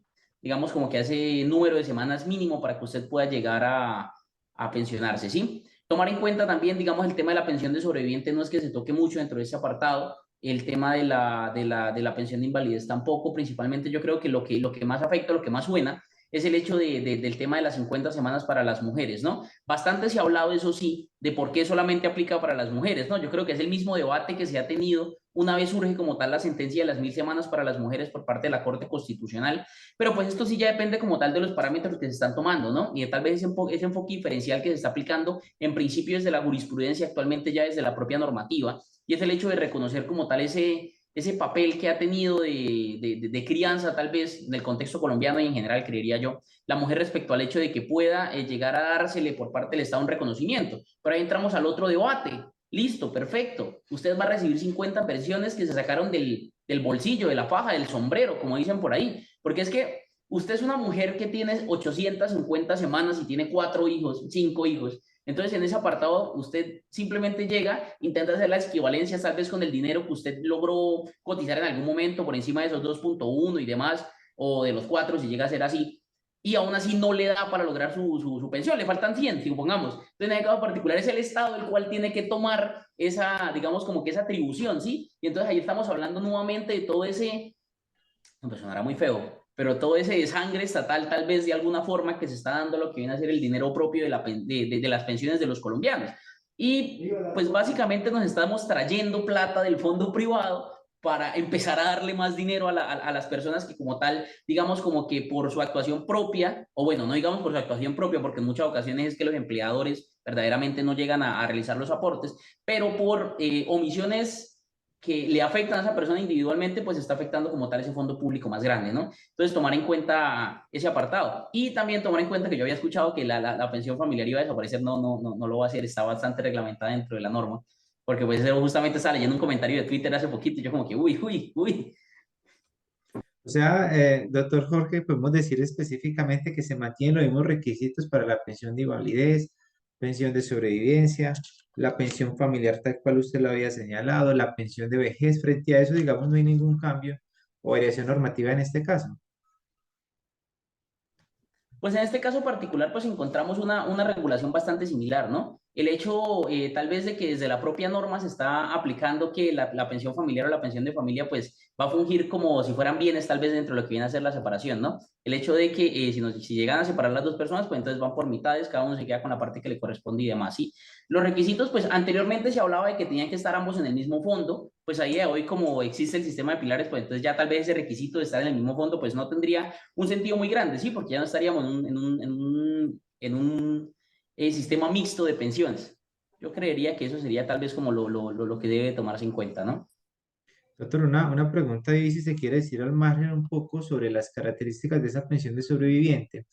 Toda vez que yo estuve leyendo el artículo, y se hablaba, digamos, una pensión de sobrevivencia de tipo vitalicia de forma temporal, y especialmente la vitalicia, por ejemplo, señalaba de que tendrán derecho a él el cónyuge o el compañero permanente y especificaba, digamos, las características. Pero la ley 100 mencionaba, o creo que lo menciona, y es que habla de una temporalidad, especialmente cuando señala de que mínimamente debe haber convivido 5 años con el causante en cualquier tiempo para el cónyuge, o los 5 años antes del fallecimiento, digamos, de la persona que, por ejemplo, tenía la pensión, si no estoy mal. Y yo veo que esta norma no lo trae. ¿Hay alguna variación ahí o algo que decir frente a eso? Dentro del proyecto como tal se habla de la convivencia que tiene que tener la persona, ¿sí? Dentro del proyecto se plantea esto, se plantea también pues lo vitalicio que puede llegar a ser esa pensión de sobreviviente dando el umbral de los 30 años en principio, ¿sí? El hecho de que pues, si ya tiene más de 30 años por parte del cónyuge, pues entonces iba a llegar a ser vitalicio, si ya tiene menos, pues si mal no recuerdo creo que era como de 20 años, entonces pues para tomar en cuenta eso, ¿sí? Sería como tal vez el aporte ahí a tomar en cuenta. Doctor Alejandro, aunque yo veo que usted está muy juicioso por acá respondiendo incluso en el chat, pero hablemos un poquito de un tema que también ha sido álgido en la reforma pensional, y es el tema precisamente de ese régimen de transición. ¿A qué hace relación ese régimen de transición para aquellas personas que hoy en día se están preguntando si están o no dentro del régimen de transición, si les aplica la ley 100 o si posiblemente en caso de que salga a flote la reforma pensional entre a regir, digamos, su situación particular con base en lo establecido en esta ley? Perfecto, doctor Juan Camilo. Le cuento que es que a mí me encanta responder preguntas. Eso es una maravilla. Cuando la gente pregunta, uno sabe que están atentos, que les interesa el tema. Entonces ahí poco a poco voy contestando una que otra pregunta. Doctor, es muy importante que la gente tenga presente que casi todas las reformas pensionales traen su régimen de transición. Sí, así fue la ley 33 del 85, así fue la ley 100 del 93 y ahora va a llegar pues esta reforma con esa propuesta. Curiosamente, la propuesta sigue siendo inequitativa, por así decirlo. Yo soy un convencido de que en el sistema hombres y mujeres debemos hacer ya el mismo esfuerzo, si bien en el entendido que las leyes quieren beneficiar a la mujer respecto de la maternidad. Es claro, es muy entendible, sin embargo, para la sostenibilidad del sistema, ambos deben hacer el mismo esfuerzo frente a las cotizaciones.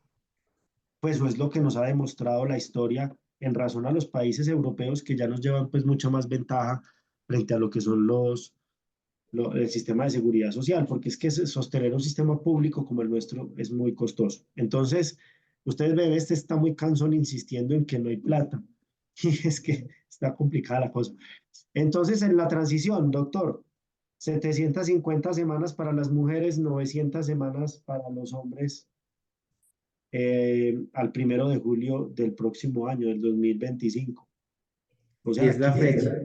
15 años para las mujeres y 900 para los hombres. Entonces, ¿qué le digo yo, doctor? 18 años hombres, 15 años mujeres. Es es entendible, pero gente que de pronto haya empezado a cotizar a los 20 años, 19 años, eh, va a lograr llegar. Pero cuando digo cotizar a los 19 años, pues estoy hablando de empezar a cotizar por ahí en el 2002, 2001, 2002, va a lograr llegar. Los demás no. El que se pueda quedar en el régimen actual, pues se va a ver mucho más beneficiado. Eso sí, o sea, nadie que vaya con la reforma, o por lo menos yo, por mi experiencia, y habrán posturas en contrario, va a encontrar una mejor pensión que la que va a poder acogerse hoy con Ley 100. Es que usted con Ley 100 se puede proyectar. Esa va a ser la ventaja de la transición. Usted se puede proyectar. Usted puede decir, venga, llegué a mis últimos 10 años, ¿a qué hago? ¿Hago un préstamo en un banco? ¿Aumento mi IBCA como independiente y sigo con el aporte como empleado? ¿Sí? Y eso se puede hacer. Igual, el pilar de ahorro de la reforma también nos permite hacer en parte ese ahorro, pero se va a liquidar conforme el RAIS. Y el RAIS castiga duro. Para que el RAIS no suelte platica, tiene que haber un muy buen ahorro. Eso Y le iba a para eso, comentar, doctor, porque uno de los aspectos, incluso una intervención de, creo que un senador de tendencia liberal, era precisamente eso. Él hacía un cálculo y él decía básicamente que para una persona pensionarse en el RAIS, básicamente tendría que haber ahorrado en ese fondo privado alrededor de 290 millones de pesos para un salario mínimo. No sé qué tan cierta, digamos, es la aseveración que él en su momento estaba planteando, porque lo que más se discute precisamente es que el sistema pensional hoy en día, palabras textuales, no está pensionando. Lo que yo le decía un poco, el 84% de las personas que están pensionadas hoy en día se están pensionando a través de colpensiones. Entonces ha sido como un poco la crítica que ha girado, digamos, hacia el fondo público, al fondo privado de pensiones.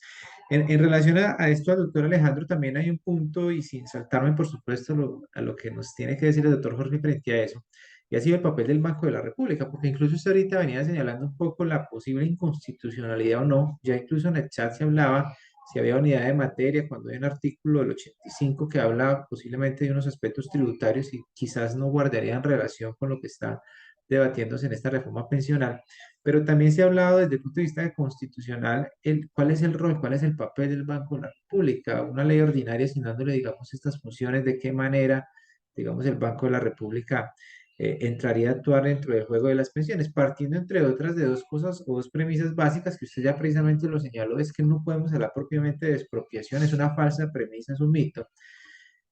Y lo otro precisamente es que la misma ley establece que los fondos, los aportes que se realicen, pues nos pertenecen a todos, no le pertenecen, digamos, ni a los fondos ni a la nación, es más o menos con la interpretación que se está dando frente al tema. ¿Qué tiene que decir usted, doctor Alejandro, frente a eso?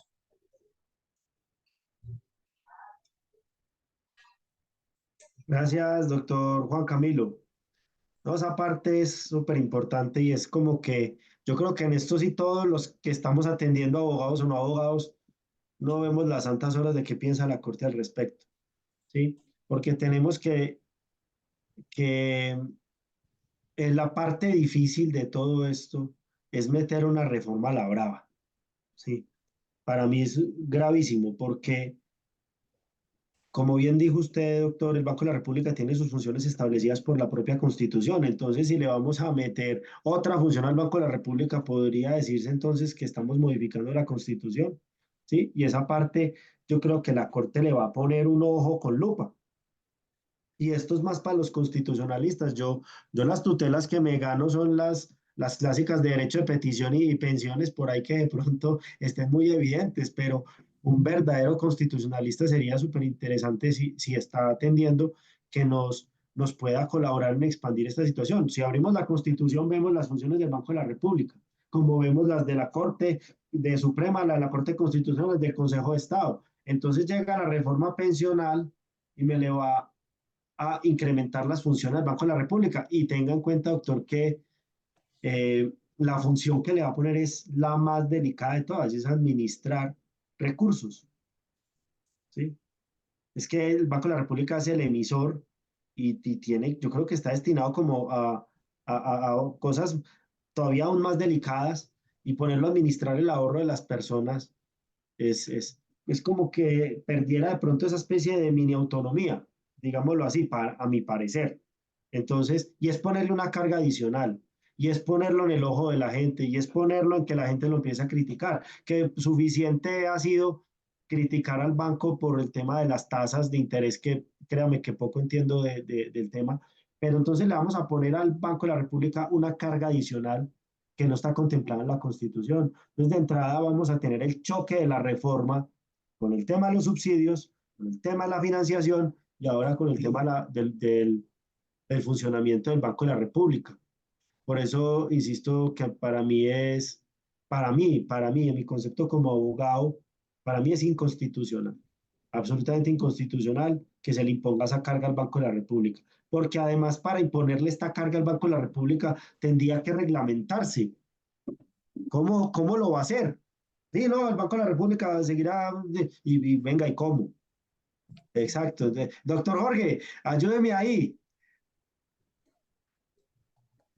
No, es que eso es exactamente lo que uno se pone a pensar, porque es que hay tantas cosas que se hablan dentro de la reforma pensional que lo deja a uno pensando con ganas de ver, bueno, ¿de qué manera lo va a regular la norma? Y uno lee un poquito más abajo y dice, no, va a ser según las reglamentaciones que se den por parte del gobierno nacional. Entonces eso lo deja bastante a pensar a uno, porque supongamos que esa misma carta sacada aquí abajo de la manga que tiene el legislador en este momento, se use para el manejo que llega a dar ese dinero por parte del Banco de la República. No, hombre, pues entonces vamos a tener una ley ordinaria que pretende reformar la Constitución, porque es que debemos, justamente como lo dice el doctor, el Banco de la República tiene sus funciones expresas, como lo está el presidente, la Procuraduría, la Contraloría y demás, dentro de la Constitución política. Pero entonces ahí es donde uno se pone a pensar, ¿no? Yo creo que los legisladores saben eso, ¿no? Las UTLs de los legisladores tuvieron que haberles dicho eso, porque no todos son abogados, no tienen por qué serlo. Pero aquí es donde uno ya se pone a pensar de una manera tal vez un poco más práctica, ¿no? Resulta que pasar una ley estatutaria tiene muchísimos más requisitos que pasar como tal una ley ordinaria. Entonces, claro, si yo reconozco desde el legislativo que lo que voy a hacer es reformar la Constitución, añadiéndole funciones al Banco de la República, primero los medios se vuelven locos porque, uy, Dios mío, el gobierno de Petro va a reformar la Constitución política y le va a cambiar las funciones al Banco de la República. Y como segundo punto tenemos nombre, pues más requisitos, más gente que convencer, más oportunidades para que se me echen para atrás. Entonces, yo creo, aquí como un colombiano que cree que los congresistas saben lo que hacen, yo creo que el Congreso de la República tiene presente esta problemática, ¿sí? Y que realmente lo van a dejar al arbitrio de la propia Corte Constitucional, que yo me anticipo desde ya que lo más probable es que ese artículo termine tumbándolo, como dicen, pues más bien declarando la inconstitucionalidad del mismo, lo cual puede afectar, claro está, como esta capacidad orgánica que puede llegar a tener la norma, ¿no? De regular como tal todos esos aspectos. Entonces considero yo que esto de añadirle funciones al Banco de la República, si bien es cierto y discutible, yo no soy economista, no sé si sea una decisión económicamente viable, por lo menos en temas de derecho y más de derecho constitucional, lo que va a hacer es básicamente ponerle una rama en el RIN a la cicla que está haciendo en este momento la reforma pensional. Va a ser un impedimento que más adelante vamos a seguir teniendo. Entonces me parece muy importante tocar eso. Yo leía por aquí una pregunta de lo de los 10 años. No sé si el doctor Ajá, ya... sí, de los 10 años, esa sería a preguntar precisamente, Sí, que sí, nos sí. hablaban No, de pues que si se dentro del mantiene o boceto no. que existe, todavía se habla de esa dualidad que existe, ¿no? Por un lado, los 10 años últimos que se tiene de la cotización y por otro lado, esa cotización que usted hace en toda su vida laboral y que la que le resulte más favorable, pues evidentemente eso es un precepto que continúa, ¿sí? Entonces, dentro del boceto que está a día de hoy, ¿no? Puede que más adelante lo cambie. Eso es algo que no se Ahí, sabe, ¿no? ahí veo un comentario de Motorola Moto G54. Pero súper interesante. Mire lo que dice. Además, dentro de la elección del Banco de la República van a estar miembros del gobierno, lo que obstaculiza la imparcialidad. Pues, si bien el Banco de la República tiene mesa, obviamente está empezando por el ministro de Hacienda. Meterle tinte político a las pensiones es absolutamente delicado. Y cada vez que se estatiza, aquí muchos van a pensar que yo soy anti-Estado. Realmente el Estado no ha sido muy buen administrador. Sí, el Estado no se ha caracterizado por no ser un buen administrador y en razón a eso es que estamos hoy con estas situaciones tan gravosas frente al sostenimiento pensional. Entonces, considero yo que si un gobierno estatista, digámoslo así, pro Estado, agrandar el Estado, va a tener incidencia en la administración de estos recursos, es muy delicado. Por eso no siempre privatizar es bueno también. El privado también ha hecho cosas malas, pero si vamos a la práctica, si vamos a la historia, cómo se viene administrando el FOMPET. Para mí, yo creo que de pronto en otra oportunidad podemos hablar de lo que es el FOMPET, lo importante para las entidades territoriales. Yo sé que este es un espacio muy académico en el tema disciplinario, pero ya se imaginarán los problemas disciplinarios que se vendrán con todo esto. Pero pero realmente si vemos cómo se ha administrado el FOMPED en la historia, el FOMPED ha dado unas utilidades impresionantes y son los fondos de pensiones los que administran los fondos, protección, porvenir, los que han ayudado a administrar este fondo. Y son esos fondos lo que varias entidades territoriales contratan para que administren a través de patrimonios autónomos sus pasivos pensionales. Entonces, esa situación que plantea Dora, ya dio su nombre, que nos plantea Dora es supremamente interesante. ¿Hasta qué punto se puede parcializar el asunto pensional teniendo el Banco de la República una incidencia tan importante frente a ese tema? Y agregándole que por el momento para todos nosotros, o bueno, no, para todos no, me disculpan, pero por el momento para mí, yo creo que el doctor Jorge y muchos, la mayoría comparten, es inconstitucional que el Banco de la República tenga una participación en esto. Deberíamos, claro, esa es la parte financiera que nos gustaría a nosotros que tenga ese respaldo, pero es que el Banco de la República no, cuando hablamos de economía, de crear dinero, el dinero no se crea con la imprenta, el dinero se crea a través de la inversión, ¿sí? A través de la inversión se crea el dinero, se crean puestos de trabajo y se mueve la economía, pero no a punta de imprimir billetes. Entonces, esta situación del Banco de la República, me parece, doctor Juan Camilo, excelente que usted la haya traído a colación. Creo que es de lo que más va a generar debate en un futuro, porque si de entrada vamos a decir que el Banco de la República va a administrar los recursos, pues, y lo estamos viendo inconstitucional, pues ya vemos que el futuro de la reforma realmente viene muy golpeado. A lo cual, pues, insisto, el doctor Jorge nos ha hecho espectacular la intervención, pero sería muy interesante ver constitucionalistas hablando de cómo ven el artículo 48 de la Constitución frente a la progresividad. Para mi conocimiento, me encantaría atender ese conversatorio y cómo es la figura del Banco de la República como administrador de los recursos de las pensiones de los colombianos. Muchas gracias, doctores, ambos, por esas acotaciones, aunque es importante igualmente señalar que dentro del debate que se está o se generó básicamente en el Senado de la República, los que introdujeron el rol o el papel del Banco de la República en todo este proceso fueron precisamente, digamos, miembros de partidos que no son pro gobierno propiamente, es decir, fue una iniciativa, incluso yo lo vi de esta senadora Norma Hurtado, si no estoy mal, es de la del partido de la U, la que entre las proposiciones que se establecieron en ese momento era que los dineros no los manejara directamente Colpensiones, quizás por un tema más de política, tanto así que incluso se discute mucho la fecha en la cual entraría en vigencia, porque lo que se dice es, bueno, ese pilar solidario empiece a otorgarse, digamos, esos beneficios económicos de 233.000 pesos, que es lo que más o menos está dentro de la línea de pobreza o está por encima de la línea de pobreza, una vez finalice, por ejemplo, el gobierno. Por lo que decían ahí, que no sea Colpensiones, sino que sea el Banco de la República con el fin precisamente de proteger, digamos, esos recursos y que no se utilicen esos recursos para unos fines diferentes a los que están establecidos en la norma, aunque ya vimos precisamente que la norma es muy clara específicamente frente a ello. Hay una pregunta ahí que me gustaría, de todas maneras, hay otras preguntas que nos plantean precisamente en el chat y la idea precisamente es que le demos respuesta a muchas de ellas, pero nos hablan un poco del porcentaje, digamos, de administración, ¿sí? Porque generalmente pues veo yo que habla de un 1.5 por parte de los fondos privados que administran precisamente las pensiones, porque se discutía un poco si es exageradamente alto ese porcentaje que estos cobran, digamos, por cobrar o por administrar más bien los recursos provenientes de las pensiones y partiendo también de que se ha debatido mucho de cómo se utilizaban recursos provenientes precisamente del sistema de pensional para financiar, digamos, grandes obras de infraestructura, que es una de los cuestionamientos más grandes que se le hacía, digamos, a estos fondos privados de pensiones y especialmente detrás de quienes manejaban tales fondos. Doctor Jorge. Bueno, en ese apartado sí la verdad me quedo un poquito corto, ¿no? ahí sinceramente me quedo un poquito corto. No fue de las aristas que consideré más controversiales a la hora de profundizar, entonces siento que lo que podría llegar a ser sería demasiado, demasiado somero. Entonces ahí sí cedo la palabra a mi compañero, la verdad.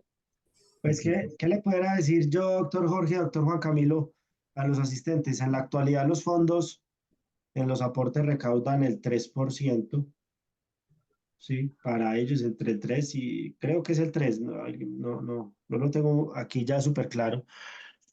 Pero en la actualidad se está viendo una situación que puede afectar a futuro lo que está pasando con la reforma, y es que cuando tú cotizas a un fondo de pensiones, a una AFP, pues en el lugar, en lo que me ha tocado a mí por experiencia hoy, a Porvenir, por ejemplo, Porvenir te descuenta a ti la tasa de administración, ¿sí? Pero al descontarse esa tasa administrativa te está afectando el IBC. De pronto, para los que no han revisado y están afiliados al RAIS, párenle bolas, porque ya hay una acción popular caminando, creo que es por Cali, muy grande, una acción de grupo, disculpen. Y, y esta situación puede presentarse en un futuro, incluso ya bajarlo al 1.5, creo que antes los está afectando más. Dependerían ya, no sé cómo pueden manejar el tema de la rentabilidad. El 1.5 dicen alto, pues no sabemos hasta qué punto esto pueda llegar a afectar el funcionamiento del fondo, porque lo último que queremos es que entre la reforma y los fondos del RAIS empiecen a alegar que se están quebrando. Y adivine qué va a pasar. Va a llegar el salvavidas del gobierno y ese salvavidas se llama Fogafín. Y Fogafín tiene un límite. Así como cuando uno le sale en el extracto del banco que tranquilo que su cuenta se cuenta respaldada por Fogafín. Sí, sí, sí, pero no todo. Si usted tiene 100 millones de pesos, Fogafín no le vuelve los 100 millones. Entonces, aquí Fogafín es el que ha... ¿Por qué digo Fogafín? Porque Fogafín ha respaldado, sí, ha respaldado lo que son todas las entidades liquidadas del Estado que hoy están pensionadas. Y cuando hablo de entidades liquidadas del Estado, podemos hablar del antiguo Cajanal, de las entidades financieras liquidadas como la Caja Agraria, el BCH, pensionados de ese tipo de entidades.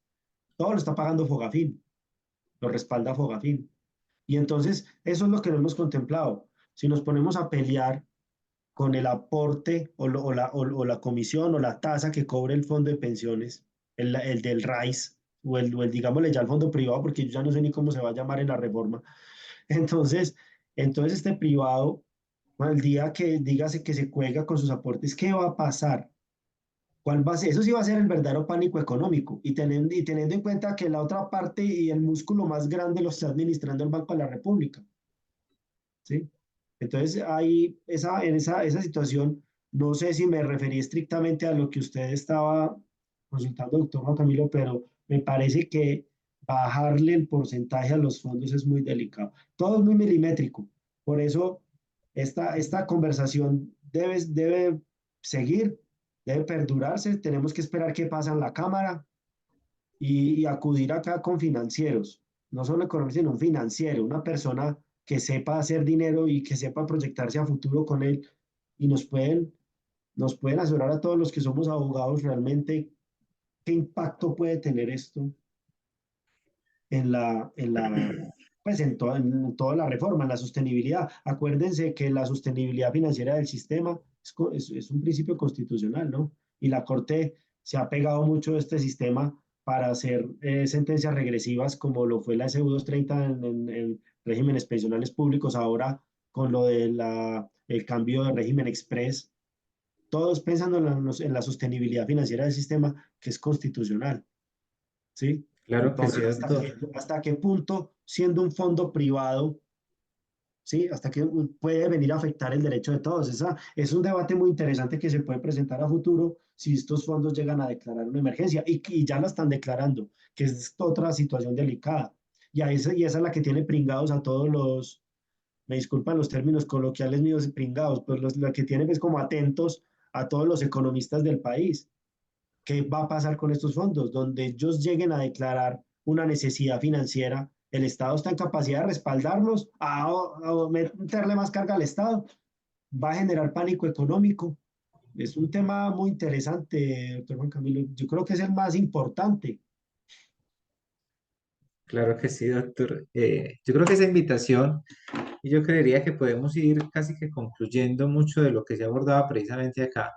Aunque concluyendo entre comillas, porque lo que nos dice el doctor Alejandro es bastante cierto, estamos básicamente en los albores de un proyecto de ley que no ha finalizado, que todavía está pendiente precisamente de que se surtan dos debates en la Cámara de Representantes, posteriormente a ello seguramente vendrá la conciliación y hay mucha tela por cortar frente al tema. Yo creo que la invitación incluso que se le hace a las personas que están conectadas, que creo que fue bastante exitoso este primer encuentro, porque nos escribieron varias personas diciendo que no pudieron incluso conectarse porque al parecer como que había como un límite de personas conectadas y de ahí para adelante como que no lo permitía, no sé qué tan cierto era, pero lo que muestra precisamente es que hay un interés latente frente a esto, que tenemos que continuar, digamos, generando, más allá de generar consensos, es generar debate, de dar unas posiciones críticas, pero basadas precisamente en la realidad, tal cual como lo plantea ahí, donde toca, digamos, varias aristas y donde, digamos, un equipo interdisciplinar le puede dar una mirada mucho más interesante a estos temas que nos interesa, digamos, como ciudadanos del común o como personas del común y por supuesto como abogados, más aún en aquellas personas que trabajan directamente en el tema pensional. Si pudiéramos hacer, digamos, dos, tres conclusiones y si podemos, sobre la base de las verdades y mitos, desmitificar algunos temas o dar algunas verdades, doctor Jorge y doctor Alejandro, dos, tres verdades, dos, tres mitos, que definitivamente en el tiempo que llevamos de debate de esta reforma pensional es importante que la gente, si se quiere decir, se lleve esa idea de este primer encuentro sobre la reforma pensional en Colombia. Bueno, aquí yo tomo un poco la palabra, ¿no? Me gustaría Claro que tocar sí. una lista pequeña, eso es una cosa chiquita, un artículo, pero creo yo que es importante.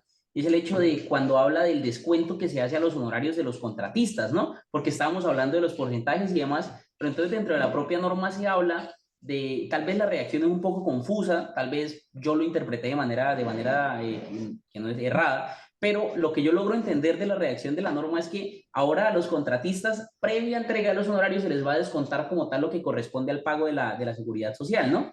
Y esto siento yo que ataca una práctica tal vez un poco incorrecta que tienen algunas personas que trabajan con el Estado a modo de contratistas, y es el hecho de que se hace esa cotización, digamos, por el contrato más alto, y esa misma, digamos, como que cartilla de seguridad social, esa misma planilla de seguridad social es el término, se pasa al resto de entidades, ¿no? Entonces, supongamos yo tengo 3 contratos, uno por 10 millones, el resto por 4, entonces agarro yo y la de 10 la paso por los otros dos y ya, y no coticé entonces por eso.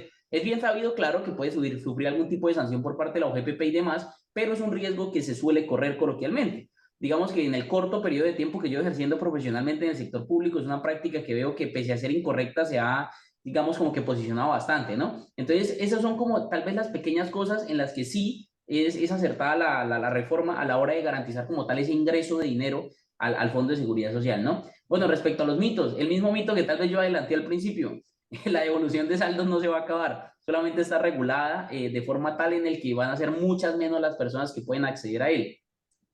El programa BEPS básicamente se está reformando y lo más importante, la plata de las pensiones no se va a expropiar. De hecho, normativamente hablando no se puede expropiar porque en última esa plata le corresponde como tal al propio sistema, ¿no? O sea, por el sistema de solidaridad, la plata de mi fondo no es mía, es mía cuando me la devuelven ahorita con la ley 100, antes de eso no. Entonces son cosas que tal vez debemos de tener muy presentes, ¿no? Y no hay la posibilidad de que una mujer tenga 10 hijos y a raíz de tener esos 10 hijos se ahorre 500 semanas de cotización, ¿no? Que es también como ese ejemplo extremista que se está dando. Siento yo que esas son las cosas a tomar en cuenta. Sí, sí, esa que dice el doctor Jorge, la última es hasta cómica, es cierto, así es. Y vemos que el debate está llegando a esos extremos, que casi que suena cantinflesco, ¿cierto? Llegando a unos extremos que son irreales. Yo comparto, doctor Juan Camilo y los asistentes, para culminar, es falso, la expropiación es completa. Para mí, pues, me parece un término incluso ya muy demasiado fuerte. No se expropian recursos porque tienen la misma finalidad. Sí, la finalidad es pensionarnos. Al Estado, ¿qué le conviene que usted esté pensionado? ¿Para qué? Pues para que usted no se vuelva un subsidiado. Por eso no veo que compagine mucho que se subsidie en una reforma pensional. ¿Sí? Una reforma pensional debe buscar sostenibilidad y aseguramiento. Recuerden que las pensiones son contingencias. ¿Sí? La pensión es salvaguardar contingencia de vejez, contingencia de invalidez, contingencia de muerte y bueno. Y otro mito que es falso y es que dicen que es para los jóvenes. Para mí no es una reforma para los jóvenes van a ser los más afectados, los jóvenes van a ser los que se van a echar al hombro esta reforma pensional, los jóvenes son los que van a tener que asumir la sobrecarga que se le generaría al sistema con tanto subsidio, son los jóvenes los que van a tener que hacer un mayor aporte y no son estos jóvenes, sino el empleador, tanto el Estado como el sector privado, van a tener que hacer un esfuerzo adicional. Por lo tanto, el dicho que veo yo que sale en los medios, que es que una reforma para los jóvenes, sí, pues para que los jóvenes aporten más y hagan más esfuerzo, porque para beneficiarlos, poco. Es cierto, se busca financiar el sistema, se busca salvarlo. Es una reforma que viene con el interés de refinanciar las cargas públicas que tiene en este momento el Estado a través de colpensiones. ¿Sí? De pronto suena un poco injusto el hecho de que venga plata del RAIS para ellos, sin embargo, pues esta parte solidaria que hoy vemos o conocemos como régimen de prima media, pues la persona que está en el RAIS va a tener acceso a ella, lo cual pues también es importante. Y segundo, para mí la segunda que es la más importante de todas, que a pesar de que la ley 100 ya lo venía haciendo, que es ampliar la cobertura, eh, realmente esta reforma lo que va a aumentar esa cobertura, la va a aumentar y va a tener un mejor acceso por parte de población vulnerable. Realmente lo que viene con cotización de días y semanas, pues le faltaba la reglamentación. En parte se puede hacer ese tipo de afiliación, pero le falta reglamentación, eso es muy importante. Entonces, tenemos estas dos ciertas. Busca financiar el sistema y segundo, busca mayor cobertura. Eso está completamente probado. ¿Por qué digo cobertura, doctor Juan Camilo y asistentes? Porque es una reforma que busca población vulnerable, población que probablemente no tuvo acceso a cotizaciones y va a buscar ayudar a personas que hoy llegaron a su vejez y nunca cotizaron. Sin embargo, pues tenemos para mí el pecado, lo que es el subsidio, que tenemos otras instancias o otros estamentos o otros alcances del Estado para poder llegar a este tipo de población. Yo, yo pues les vuelvo y les doy las gracias a todos ustedes por la atención, por la invitación. Creo que, como bien lo dice el doctor Camilo y el doctor Jorge, esto apenas está empezando, faltan dos debates, falta conciliar, falta control constitucional. Eh, Hay mucha tela que cortar, hay muchas situaciones pendientes, el régimen de transición es supremamente importante, por ahí vi preguntas de cambio de régimen express, esa es otra situación que la Corte yo creo que no va a aprobar, ya tumbó el cambio express a través de sentencias de la Corte que no son en 2 años, sino en 5 años que se demora la justicia laboral para un fallo. Entonces, entonces, realmente considero que esa parte express se va a caer vía constitucional porque pues no es solidaria con la economía, no es solidaria con la sostenibilidad del sistema, la sostenibilidad del Estado, ¿sí? Entonces, les agradezco, supremamente interesante, todos nos nutrimos, la gente que preguntó y que escribió en el chat, gracias por estar pendientes, gracias por sus aportes, al doctor Cristian por tenernos en cuenta para esto, espero volverlos a acompañar en un futuro. Muchas gracias, un abrazo para todos. A usted, doctor Alejandro, doctor Jorge, de nuevo es un placer, digamos, para nosotros, extensiva. Le extendemos, por supuesto, el saludo muy especial al doctor Cristian Salazar, que hoy estaba presentando ya su libro en la Feria del Libro en la ciudad de Bogotá. Felicitaciones, digamos, por este nuevo texto, Derecho Disciplinario. Interesante, pues, conocerlo y debatirlo más adelante. De nuevo, la invitación es, doctor Jorge, doctor Alejandro, para que nos encontremos nuevamente, de que nos encontremos, como dice el doctor Alejandro, con estos economistas y otras personas, y que en otro café, de forma posterior, estando el doctor Cristian, estando yo, cualquier otra persona que pueda estar acá, continuemos debatiendo sobre estos temas que, vuelvo y reitero, de lo que se requiere, digamos, es sacar un poco como la ignorancia, el desconocimiento generalizado, los fact news y la desinformación que muchas veces pulula, y digamos de ahí la importancia precisamente de la academia para llegar, vuelvo y reitero, a ciertas verdades que son importantes, traerlas a colación, con el fin precisamente de ganar certezas, más en un debate, digamos, que nos incumbe y que nos afecta o nos beneficia a todos por igual.